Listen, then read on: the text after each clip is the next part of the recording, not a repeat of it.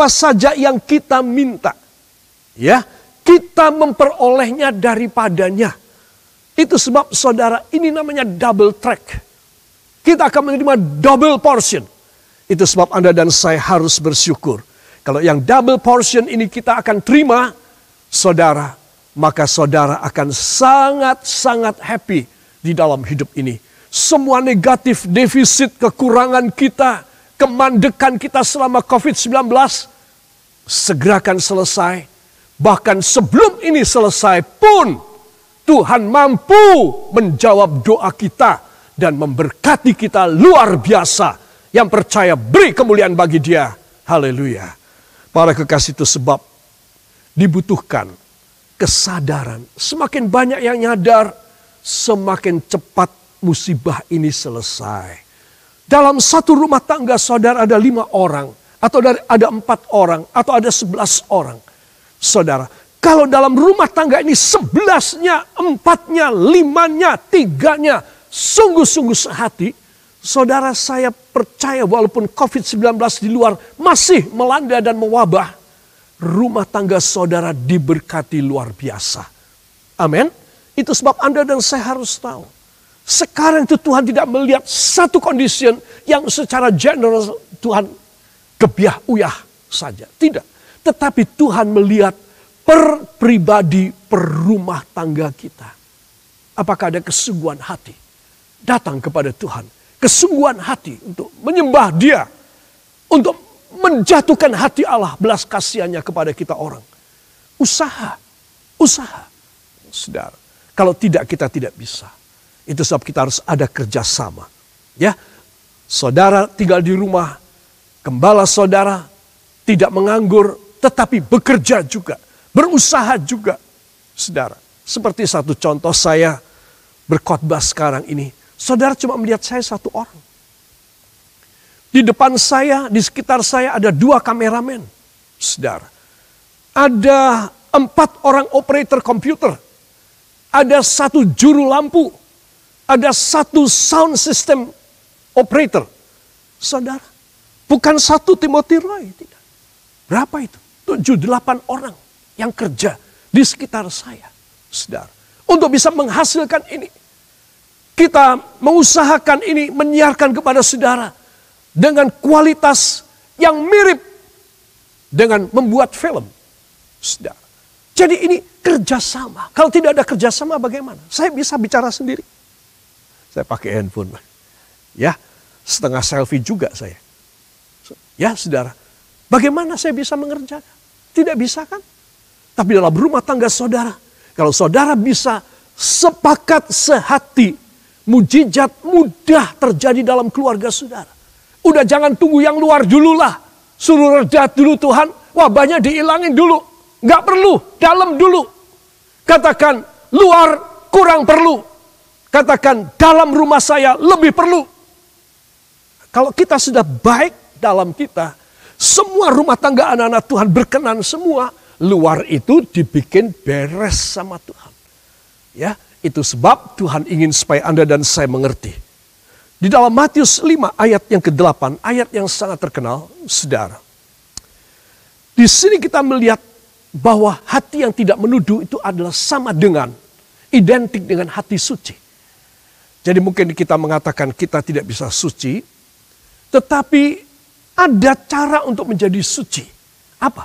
Dengan tidak menuduh. Nah, sepele kan? Kata-kata yang kita seringkali lontarkan kepada orang, yang seringkali terbetik dalam pikiran kita, yang seringkali kita karang dan kita bentuk opini dalam pribadi kita, bahwa si atau si X orang salah, orang jelek, sedunia paling elek.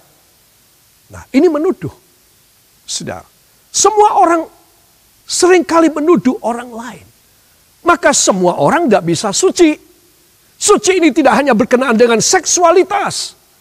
Tapi suci ini juga berkenaan mengenai soal kebersihan hati kita. Ya saudara, itu sebab mengapa saya memetik Matius 5 ayat yang ke-8. Saudara, karena ada 2 kata dalam bahasa Greka, Perjanjian Baru yang istimewa dalam 1 ayat yang singkat ini. Yaitu kata pertama makarios, kata dua kataros. Ya, baiklah kita akan melihat dan kita akan membaca ayatnya. Ya, Matius pasal yang kelima ayat yang ke-8. Dalam bahasa Indonesia kita baca. 1, 2. Berbahagialah orang yang suci hatinya, karena mereka akan melihat Allah. Sekali lagi dengan suara lebih keras ya, di rumah saudara semua membaca. 1, 2. Berbahagialah orang yang suci hatinya, karena mereka akan melihat Allah. Amin. Para kekasih. Nah, ada dua kata yang saya sebut tadi, yaitu yang pertama makarios, berbahagialah. Dan kata kedua, yang Indonesianya saya kasih warna merah, suci hatinya. Itu namanya kataros dalam Alkitab Perjanjian Baru. Kataros. Makaros, kataros. Saudara, ini adalah equality-nya. Ini equal. Kalau saya dan saudara mau bahagia, maka kita harus suci hatinya. Kalau saya dan Anda sudah berjuang supaya suci hati kita, kita orang bahagia. Ini equal. Saudara, ada kesetaraan, kesewajaran. Ya wajarlah kalau orang suci hatinya itu bahagia. Orang yang berbahagia itu adalah orang yang suci hatinya.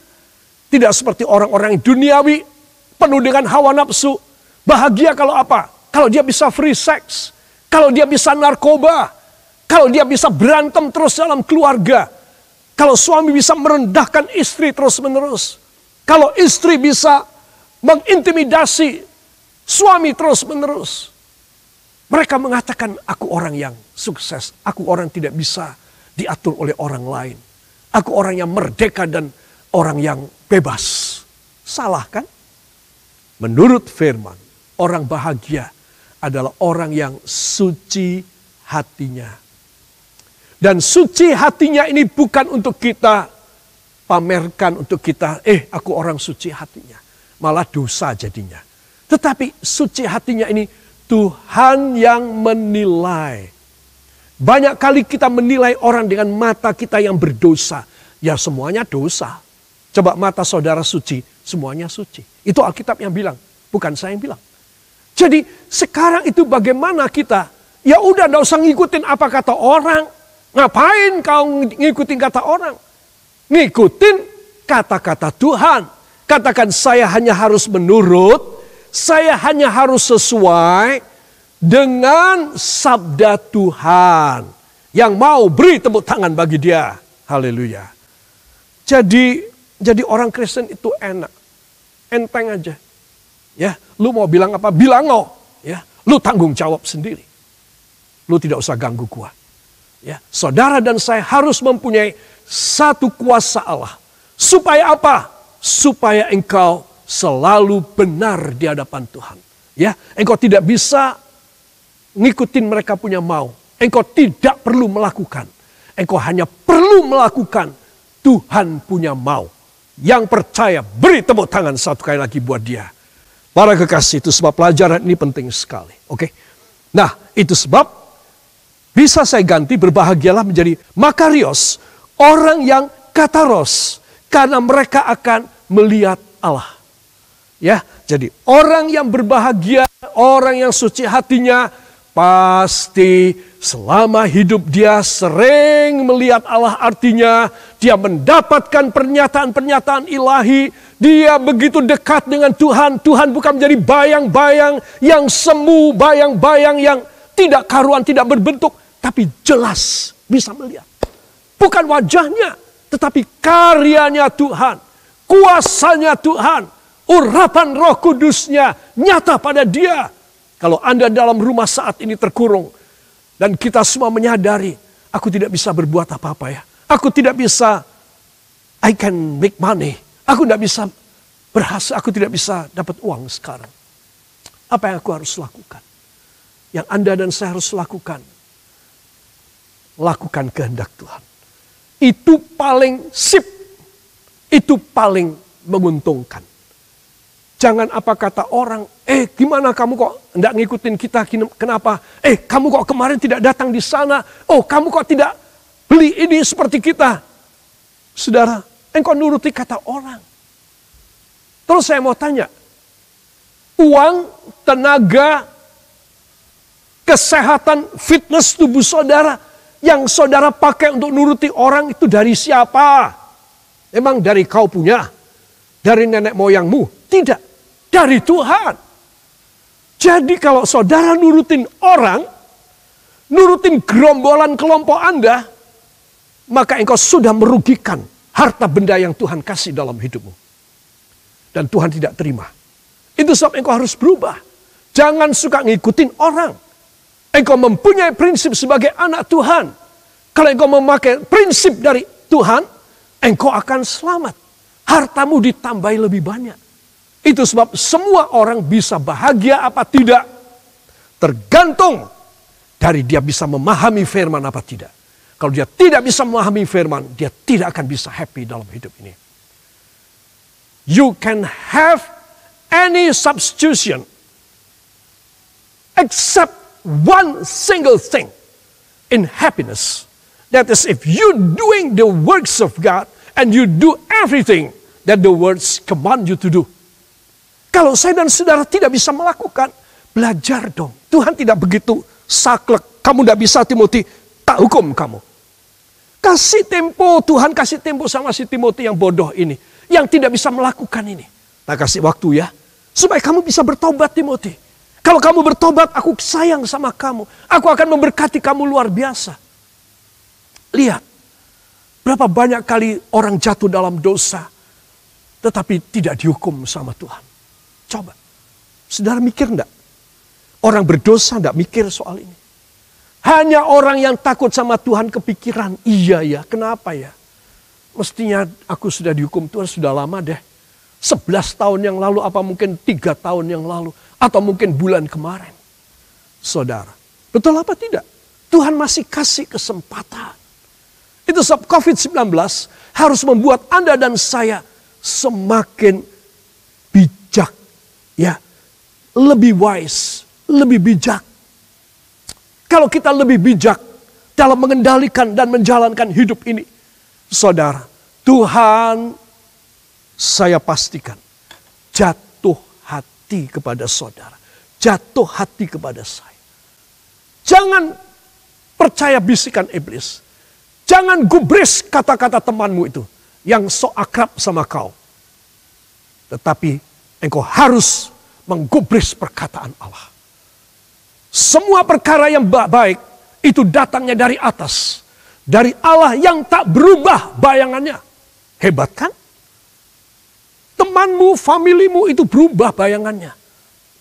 Orang Jawa bilang, esok dele, sore tempe, bengi tahu, sesok gado-gado. Nah, ya toh? Jadi saudara harus tahu bahwa orang itu gampang berubah. Kau pegang orang, cilaka dewe kau. Itu sebab saya mengajar Anda, jemaat. Dan siapapun yang mendengar khotbah ini. Untuk engkau mengutamakan firman Tuhan. Kalau engkau dan saya mengutamakan firman, Tuhan memberkati engkau awet. Tuhan memberkati engkau sampai kau meninggalkan dunia, masuk di dalam kerajaannya. Yang percaya, beri kemuliaan yang baik bagi dia. Wow. Jadi makarios, orang yang kataros.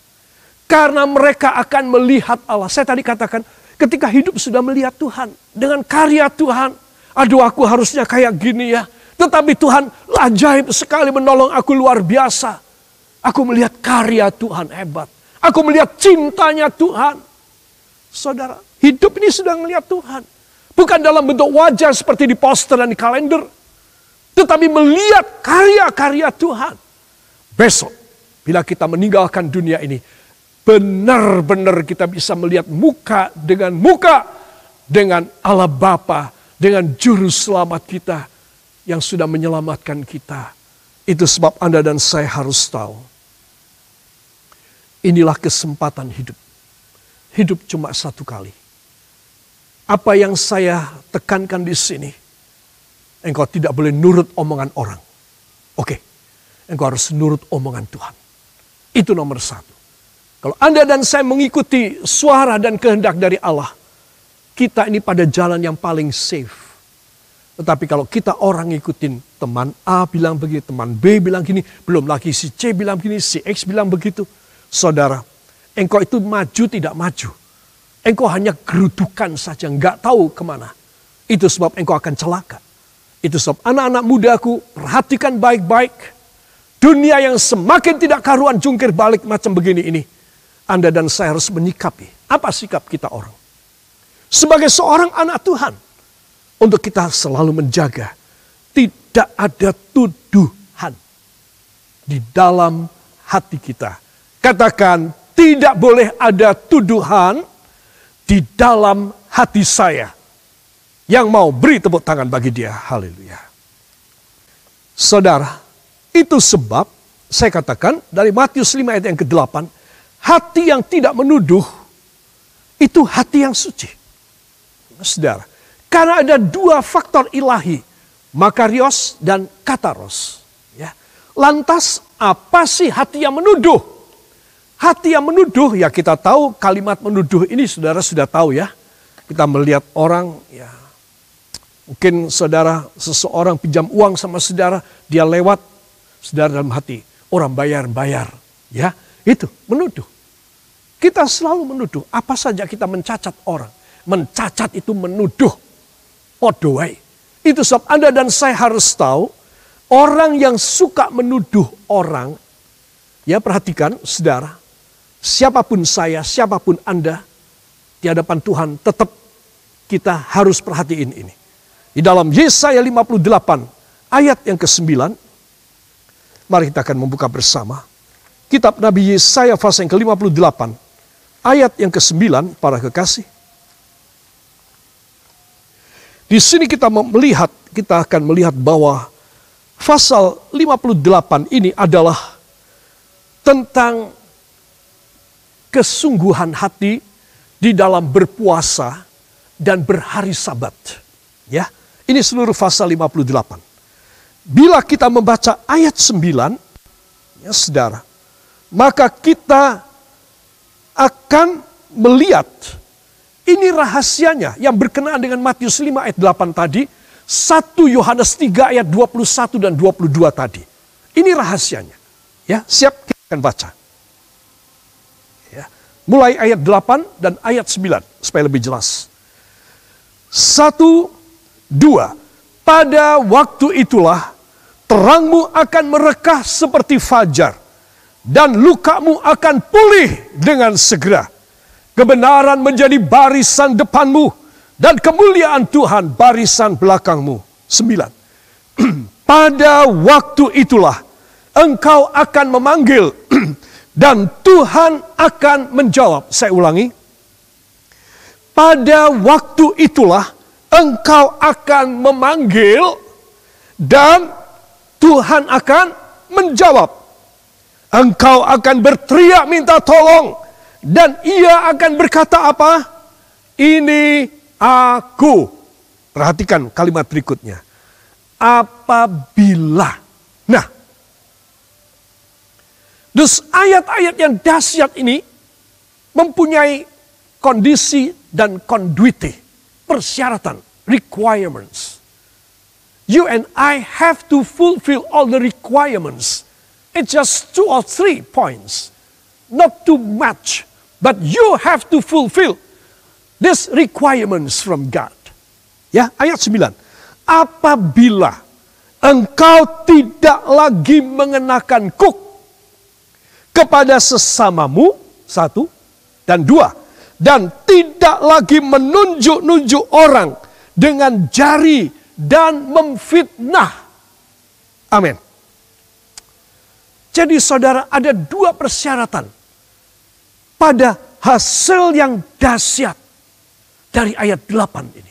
Saudara, siapapun ingin ayat 8 terjadi.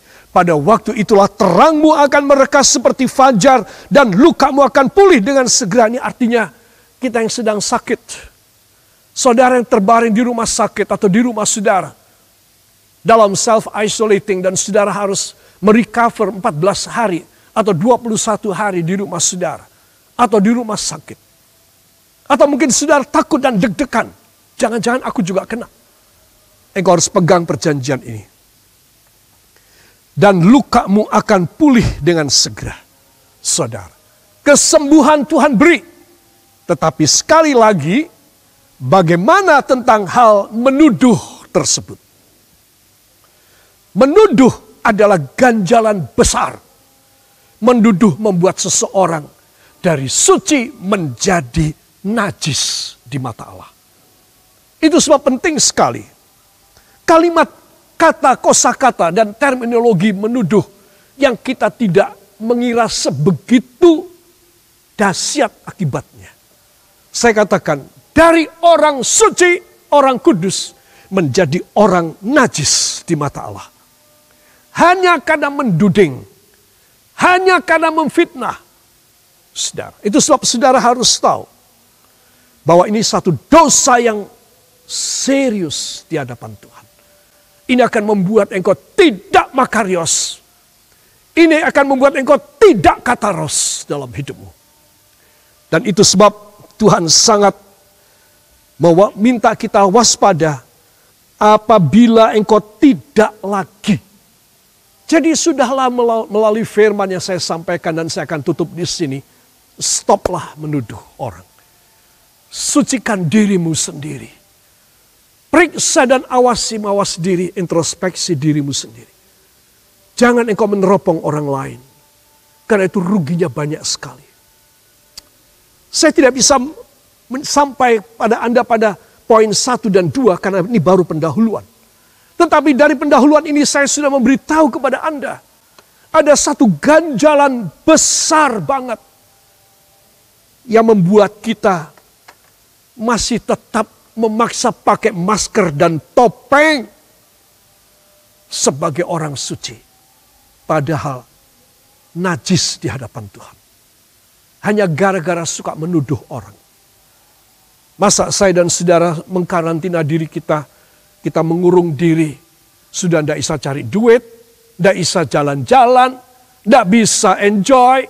Di dalam rumah saja, bosan berbulan-bulan. Masa kita tidak memperbaiki kesempatan ini untuk apa? Waktu-waktu ini untuk apa dikasih oleh Tuhan? Untuk saya dan saudara mawas diri.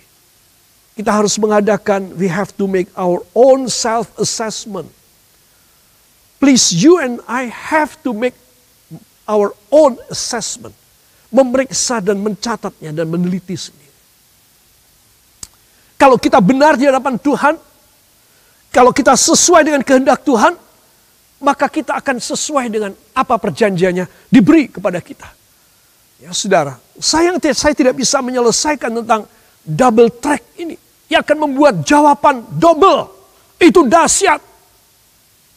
Kalau Tuhan izinkan lain kali saya akan menyambungnya. Tetapi saudara perhatikan, ini hal yang mengawali.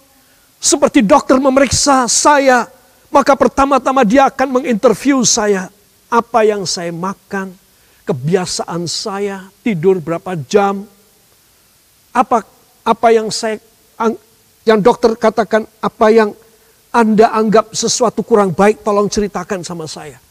Bagaimana BAB-nya bisa lancar, kencingnya bisa lancar. Bagaimana sumber badannya, temperaturnya. Ya ini aku temperatur sekarang kok panas. Apakah batuk apa tidak? Nah saudara, ini sebagai pendahuluan. Sebelum dia mengadakan segala examination berikutnya. Dia mengujinya, kita disuruh berbaring, dia mengetok dada kita, dia minta kita membuka mulut kita. Itu didahului dengan interview dengan kita. Saudara, ini pendahuluannya, interview saya dengan Tuhan. Hati saya tidak boleh menuduh. Kalau ini benar di hadapan Tuhan, saya tergolong orang suci. Saudara tergolong orang suci. Sekali lagi saya bilang, banyak orang suci menjadi orang najis tanpa dia sadari. Itu sebab penting sekali rahasia firman ini. Akan menjaga saudara dan saya di dalam kasih Kristus. Selalu mendapat anugerah, dan apa saja yang kita minta, kita akan menerimanya daripadanya. Karena kita melakukan apa yang menjadi kehendak dan keinginannya. Yang percaya katakan, saya harus demikian. Katakan, saya harus berjuang. Saya harus berusaha supaya saya berkenan kepada Tuhan. Dan saya mendapat jawaban doa. Saya akan mendapat jawaban doa yang fantastik, yang luar biasa dalam nama Yesus. Beri kemuliaan bagi Dia. Tuhan memberkati saudara. Taruh dua tangan di dada. Dan datang di hadapan hadirat Tuhan. Bila saudara di rumah saat ini, saudara mempunyai sesuatu yang berat, yang mungkin orang di samping saudara, keluarga yang lain tidak tahu, dan saudara ingin saya doakan supaya mujizat terjadi secara pribadi dalam hidup saudara, please angkat tangan kanan saudara, dan taruh tangan kiri pada jantung saudara. Please raise your right hand and place your left hand at your heart. Dan saya akan berdoa buat saudara. Sekarang dalam 10 detik, bisikkan dalam doa saudara pribadi. Apa yang engkau minta Tuhan lakukan sekarang bagimu.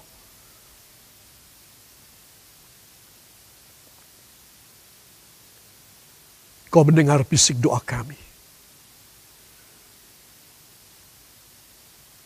Dan engkau tahu lebih banyak dari yang kami bisikkan. Haleluya.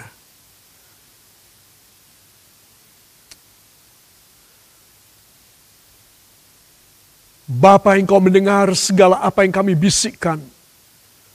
Tentang kelemahan, kekurangan, kesalahan. Dan segala yang kami butuhkan. Oleh sebab itu Tuhan, engkau menjamah tangan-tangan yang diacungkan ke sorga ini. Dalam nama Yesus.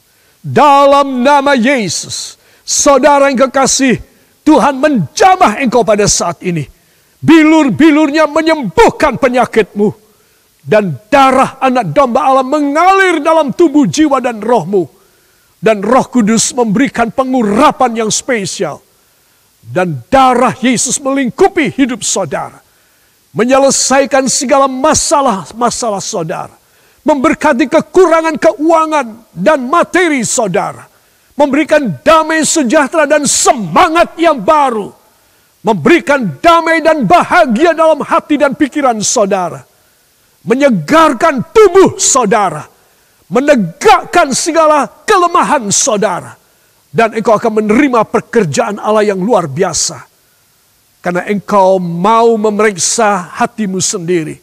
Agar berkenan dan suci di hadapan Tuhan. Diberkatilah para pendengar sekalian. Para pemirsa sekalian. Dan Tuhan menghargai engkau luar biasa. Diberkati jasmani dan rohanimu. Protection dari Tuhan. Tubuh, jiwa, dan roh Anda. Di dalam rumah, di luar rumah. Diberkati dengan luar biasa. Dan kemuliaan Bapa menjadi nyata bagi engkau. Diberkatilah para kekasih. Hanya di dalam nama Tuhan Yesus Kristus, Juru Selamat dan Penebus kami. Dan kita yang percaya diberkati dan yakin janji Allah digenapi dalam rumah tangga kita. Mengaminkan. Amin. Beri tepuk tangan bagi Dia.